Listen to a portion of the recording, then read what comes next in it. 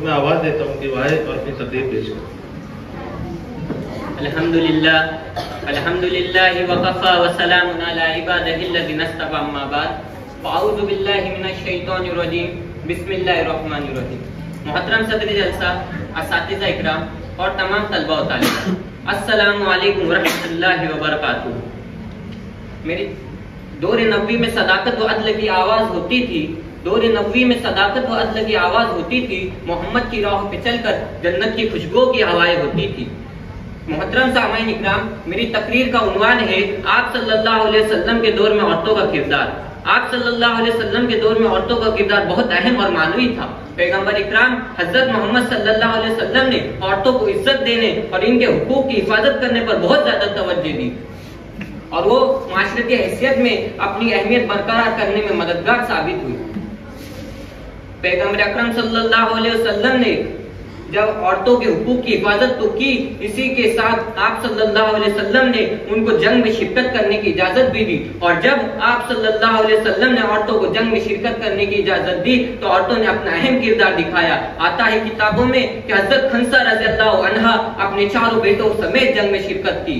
वो कादसिया की लड़ाई होने वाली थी, जिसके एक दिन कबल हजरत खंसा रज़ियल्लाहु अन्हा अपने चारों बेटों को बहुत नसीहत करती है और जंग में शिरकत करने के लिए बहुत उबारती है। हजरत खंसा रज़ियल्लाहु अन्हा कहने लगी कि तुम्हें मालूम है मुसलमानों के लिए काफिरों से लड़ाई करने पर अल्लाह रब्बुल इज्जत ने क्या क्या अजर रखा है। असल जिंदगी तो आखिरत की जिंदगी है। दुनिया की जिंदगी फना हो जाने वाली जिंदगी और आखिरत की जिंदगी इस जिंदगी से कहीं बेहतर है। अल्लाह जल्ले शानू का पाक इरशाद है, या अय्युहल्लज़ीना आमनुस्बिरु वसाबिरु वरबीतु वत्तकुल्लाह लअल्लकुम तुफ्लिहून। ए ईमान वालो, तकालीफ पर सब्र करो और मुकाबले के लिए तैयार रहो ताकि तुम पूरे कामयाब हो जाओ। हज़रत खंसा रज़ियल्लाहु अन्हा अपने बेटों से कहने लगी कि जब तुम देखो कि लड़ाई जोरों पर आ जाए और इसके शोले भड़कने लगे तो इसकी गर्म आग में तुम घुस जाना। अगले दिन जब सुबह को लड़ाई जोरों पर हुई तो चारों में से एक एक नंबरवार आगे बढ़े और जंग के गरम शोलों की गरम आग में घुस गए और अल्लाह की राह में शहीद हो गए। तुझसे सरकश हुआ कोई तो बिगड़ जाते थे, तुझसे सरकश हुआ कोई तो बिगड़ जाते थे, तेग क्या चीज है हम तोप से लड़ जाते थे। जब माँ को इन चारों के मरने की खबर हुई तो उनकी माँ कहने लगी कि अल्लाह रब्बुल इज्जत का शुक्र है जिसने इन चारों की शहादत से मुझे शर्फ बख्शा और अल्लाह की जात से उम्मीद है कि उसकी रहमत के साये में मैं भी इन चारों के साथ रहूंगी। अल्लाह अकबर।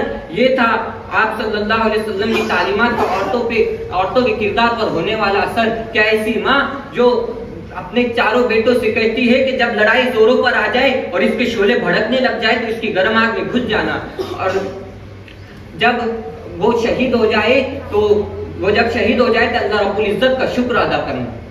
ये सब अवाम को दिखाता है कि आप सल्लल्लाहु अलैहि वसल्लम के दौर में औरतों का किरदार कितना अहम और मुतअद्दिद था। आखिर में शेर के साथ मैं अपनी तकरीर खत्म करता हूँ।